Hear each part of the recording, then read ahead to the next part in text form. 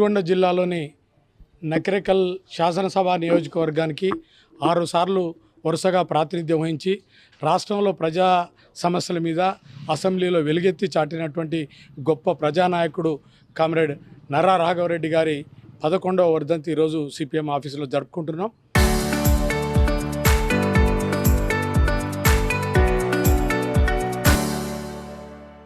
రాఘవరెడ్డి గారు చాలా సాధారణ రైతు కుటుంబం నుంచి వచ్చి ఆయన అనేక ఇబ్బందులకు గురై కూడా చివరికి ఆయనలో ఉన్నటువంటి కళ ద్వారా, ఆయనలో ఉండేటువంటి నాయకత్వ లక్షణాల ద్వారా ప్రజల్లో ఉంటూ చివరికి ఒక సర్పంచ్ నుంచి మొదలుకొని 6 సార్లు శాసనసభ్యుడిగా నకిరేకల్ సమితికి ప్రెసిడెంట్గా పనిచేసుకుంటూ ప్రజా జీవితంలో గొప్ప పాత్రను పోషించాడు.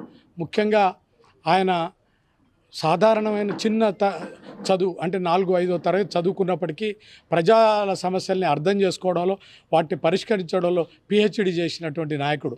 అంటే ప్రజల్ని అంతా చేరువగా ప్రజలకు ఉంటూ ప్రజల నాడిని అర్థం చేసుకొని ప్రజలు ఏ సమస్యని పరిష్కరించాలని ఆవేదన పడుతున్నారు అని అర్థం చేసుకొని ఆ సమస్యల పరిష్కారం కోసం ఇంటా బయట అంటే అసెంబ్లీలో ప్రభుత్వం మీద ఒత్తిడి తీసుకురావడం, బయట కూడా ప్రజా ఉద్యమాలు నిర్వహించడం ద్వారా ఆయన గొప్ప పాత్రను పోషించాడు.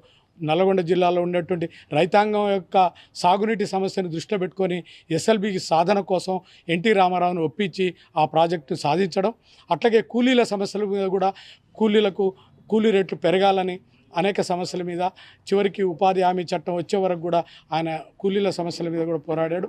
ముఖ్యంగా వృత్తిదారులు అంటే గీత, నేత, ఇతర వృత్తులు ఏవైతే ఉన్నాయో ఆ వృత్తిదారుల సమస్యల గురించి కూడా ఎనలేని పోరాటాలు చేసి చివరికి ఆ వృత్తుల యొక్క హక్కుల కోసం ఈనాడు ఏవైతే ఆ వృత్తుల వాళ్ళు అనుభవిస్తున్నారో ఆ హక్కుల్ని సాధించడంలో ఆయనే ప్రధానమైన పాత్రని పోషించి చట్టాలు తీసుకొచ్చే వరకు కూడా అసెంబ్లీలో పోరాడి తీసుకొచ్చాడు. ఆ రకంగా అందరి ప్రజలు, అన్ని వర్గాల ప్రజలు, రైతులు, కూలీలు, చేతి వృత్తుల వాళ్ళు, వ్యవసాయ కార్మికులు అందరి సమస్యల పరిష్కారం కోసం గణనీయమైనటువంటి పాత్ర పోషించాడు. అట్లాగే ఆయన అసెంబ్లీలో మాట్లాడేటప్పుడు కూడా చాలా హాస్యోక్తులతోటి సమయస్ఫూర్తిగా మాట్లాడి ఆ ప్రభుత్వాన్ని కట్టడి చేసే ప్రయత్నం చేసేవారు.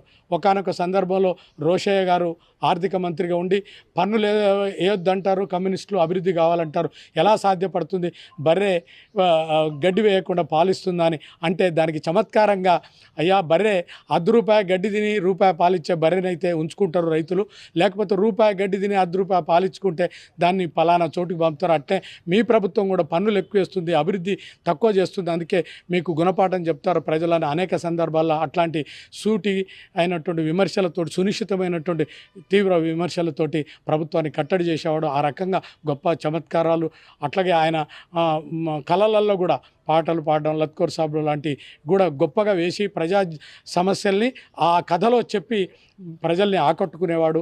ప్రజల సమస్యలు నిత్యం పరిష్కారం కోసం కృషి చేసినటువంటి 6 దశాబ్దాల పాటు ఒక నిస్వార్థంగా, నిజాయితీగా, నిబద్ధతతోటి పనిచేసినటువంటి గొప్ప నాయకుడు. అందుకే ఈనాడు కూడా ఆ సమస్యలు ఆయన ఏ సమస్యల పరిష్కారం కోసం పోరాడాడో, ఇంకా ప్రజలు ఉన్నంతకాలం సమస్యలు ఉంటాయి, సమస్యలు ఉన్నంతకాలం వాటి పరిష్కారం కోసం ఆయన అడుగుజాడల్లో ఆయన ఇచ్చిన ఆదర్శాలతోటి ఆయన బాటలో నడిచి ప్రజా సమస్యల పరిష్కారం కోసం కమ్యూనిస్టులుగా మేమంతా ప్రయత్నం చేస్తామని ఈ సందర్భంగా ప్రతిజ్ఞ పూనుతున్నాం.